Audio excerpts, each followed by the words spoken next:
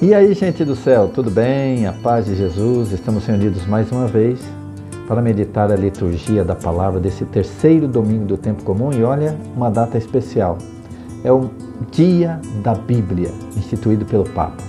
Então, hoje é o dia de nós olharmos de uma maneira mais carinhosa para a palavra de Deus e ver o quanto que ela é importante na nossa caminhada, como a palavra que norteia os nossos caminhos, que nos indica, que nos corrige, que nos forma, que nos faz crescer na fé. É importante que nós tenhamos com a Bíblia uma relação de carinho, de intimidade, porque ela é a palavra de Deus. O próprio Jesus se apresenta como o verbo, a palavra. Então, na palavra nós encontramos o fundamento da nossa fé. Você sabe que nós católicos temos a Bíblia como fundamento. E é um tripé, é a palavra, a tradição e o magistério. Essas três realidades estão ligadas intimamente. Tanto que não sabemos onde termina a tradição e começa a palavra e vice-versa. E que seria de nós sem o magistério para indicar a verdadeira e real interpretação que temos que dar à palavra e à tradição. Então não tem como. A palavra de Deus é para nós extremamente importante. E hoje, as leituras desse domingo eu vou elencar para você agora. Primeira leitura. Jonas 3, do versículo 1 ao 5 e o versículo 10. O Salmo 24 e 25, de 4 a 9. A segunda leitura, primeira carta de São Paulo aos Coríntios, capítulo 7, de 29 a 31. E o Evangelho de hoje, Marcos 1, do versículo 14 ao 20. Mas vamos à primeira leitura. Primeira leitura, os ninivitas afastavam-se do mau caminho. É do livro de Jonas, capítulo 3. Vamos nos situar antes de começar a ler. Jonas é aquele profeta que recebeu uma ordem de Deus para ir a Nínive e ele resolveu ir para outra cidade, pegou navio para outro lugar e aí ele acabou dentro do ventre de um grande peixe. Esse peixe o vomita na praia porque a palavra de Deus tem que ser cumprida, a ordem de Deus tem que ser cumprida. Então, quando nós vamos ler agora esse capítulo 3, Jonas já havia sido expelido lá na praia, já tinha voltado à vida. E aí, naquele momento, o Senhor vai dirigir a palavra a ele. Então, vamos começar então. Jonas 3, versículo 1. A palavra do Senhor foi dirigida a Jonas, pela segunda vez. Levanta-te e põe-te a caminho da grande cidade de Nínive e anuncia-lhe a mensagem que eu te vou confiar. E o que é que nós anunciamos? Não é a palavra de Deus? A mensagem é a palavra de Deus, é a Bíblia. Olha que importante hoje, no dia da Bíblia, nós meditarmos sobre essa ordem de Deus ao profeta Jonas. Anuncia-lhes a mensagem que eu te vou confiar. Versículo 3. Jonas pôs-se a caminho de Nínive, conforme a ordem do Senhor. Ora, Nínive era uma cidade muito grande. Eram necessários 3 dias para ser atravessada. Jonas entrou na cidade, percorrendo o caminho de 1 dia, ou seja, ele não anunciou na cidade inteira. Jonas era a cabeça dura. Era preciso 3 dias para atravessar a cidade, e a palavra diz que ele foi percorrendo o caminho de 1 dia só. E pregava ao povo, conforme a ordem do Senhor. Ele pregava ao povo dizendo: ainda 40 dias e Nínive será destruída. Em outras traduções diz assim: Nínive será arrasada. Isso lembra uma mudança, uma conversão, uma transformação. Nínive será destruída, arrasada. 40 dias, há um prazo aí de 40 dias. Isso nos lembra os 40 dias de Jesus no deserto, um tempo de penitência, de conversão, o tempo da quaresma. Isso nos lembra os 40 dias, os 40 anos de Moisés com o povo de Deus atravessando o deserto. E aqui, esse prazo de 40 dias e Nínive será destruída. Versículo 5. Os ninivitas acreditaram em Deus. Isso é importante. Ouvir a palavra do profeta, ouvir a palavra de Deus e acreditar, é acreditar em Deus. Aqui não está escrito, eles acreditaram na profecia, eles acreditaram no profeta, eles acreditaram na palavra do profeta. Não. Aqui diz, eles acreditaram em Deus. Ao acreditar na palavra anunciada, nós acreditamos em Deus.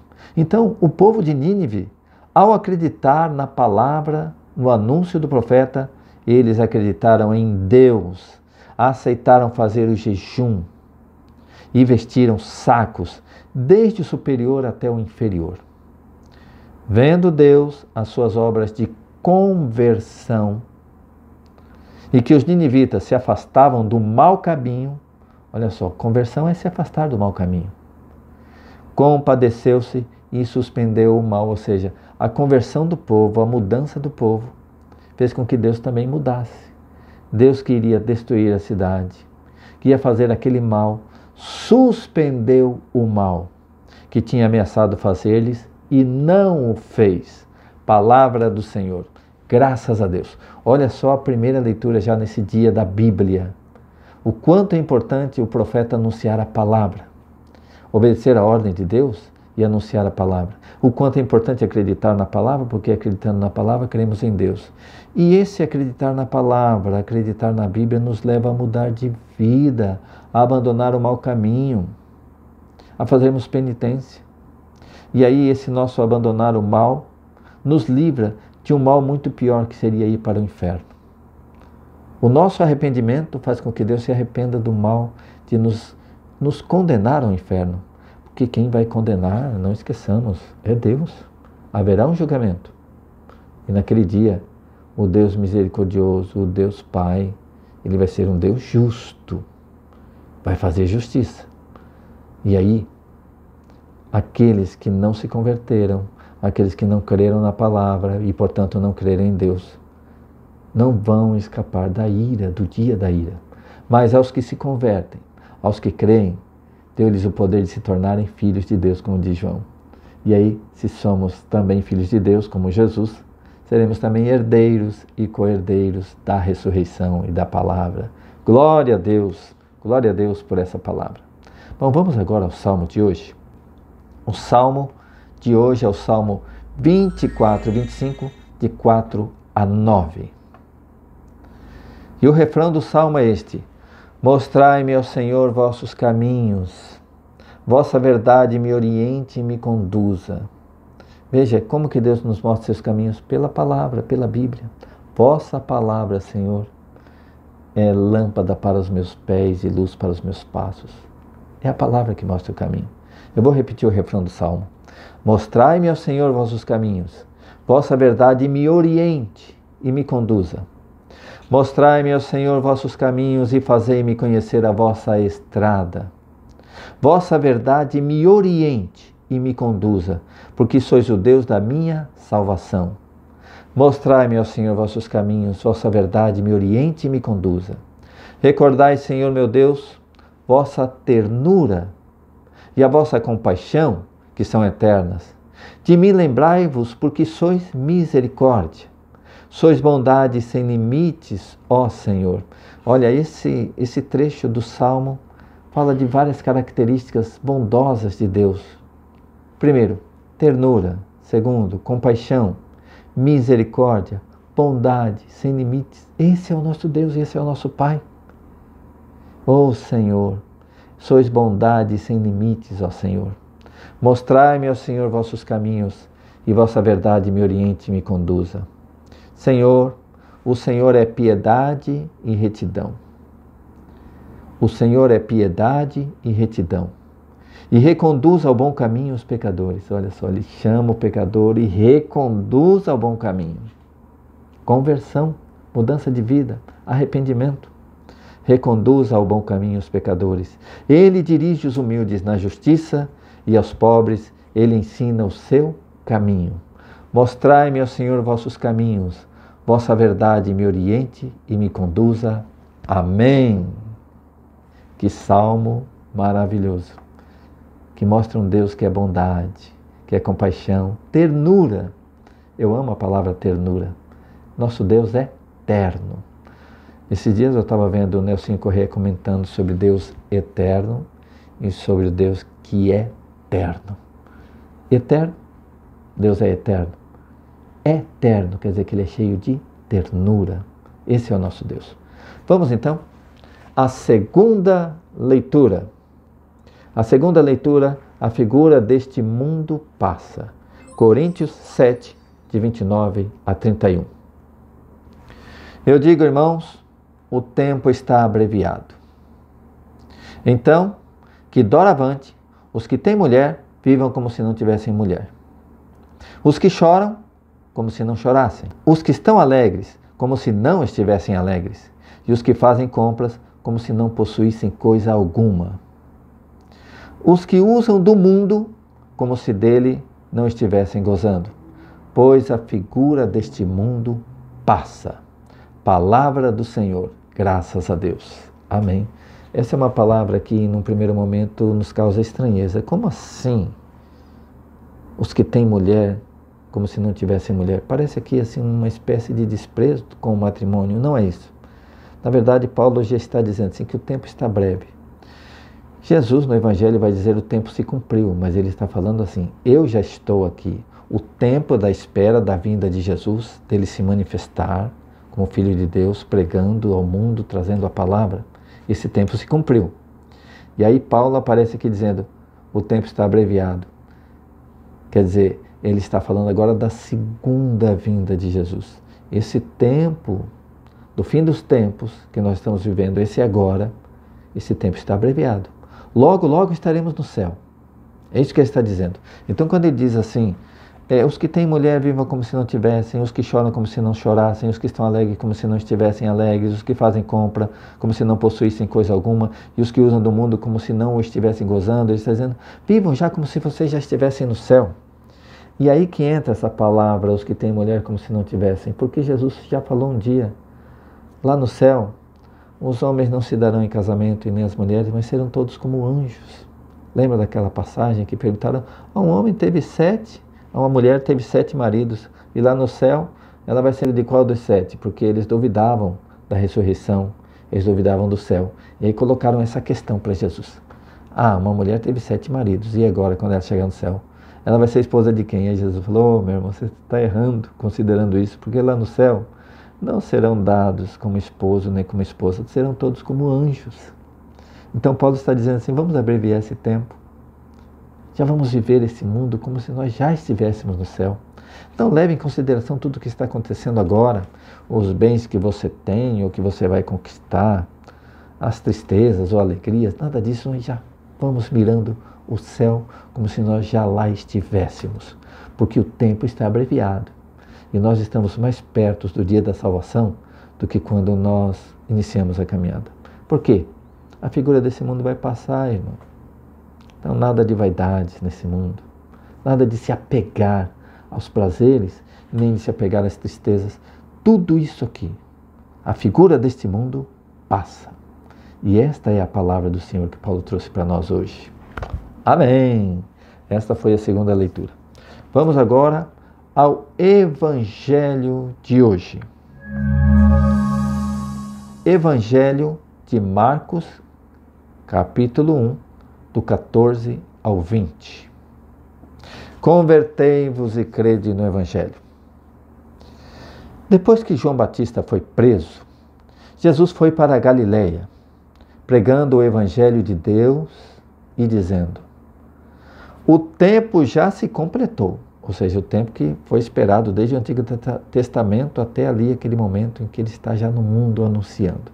Esse tempo já se completou. O reino de Deus está próximo.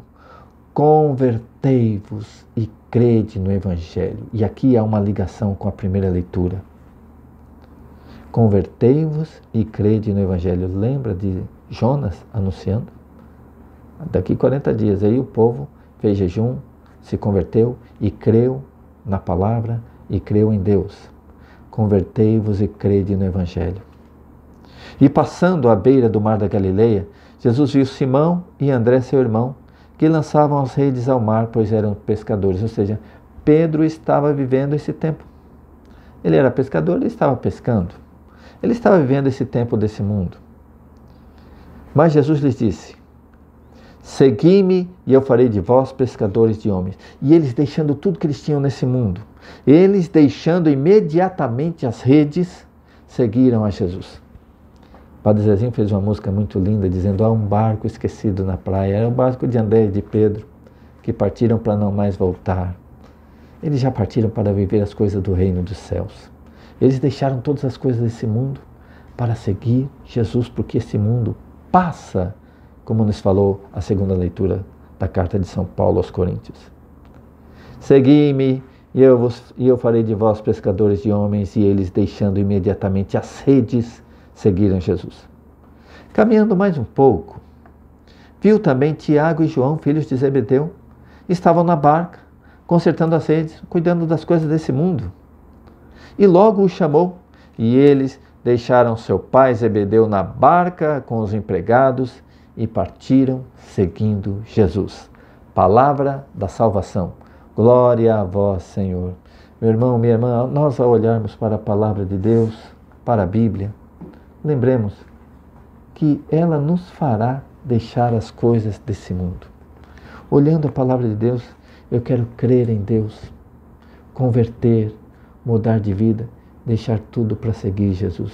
Esqueça as coisas desse mundo, as mágoas, os ressentimentos, as lutas. A gente se envolve em tantas questões nesse mundo, questões de política, questões às vezes de doutrina, de igrejas, e brigamos por isso, e lançamos grandes lutas, né? Questões de herança, essas coisas todas que ficarão e que vão passar. Meu irmão, viva como se você já estivesse no céu. Larga, desapega das coisas desse mundo e se apegue às coisas de Deus. Eu vou dizer uma coisa para você. Quando a gente começa a se desapegar desse mundo e viver mais as coisas de Deus, nós passamos a ser mais felizes, porque nós fomos criados para as coisas do alto, para as coisas do céu.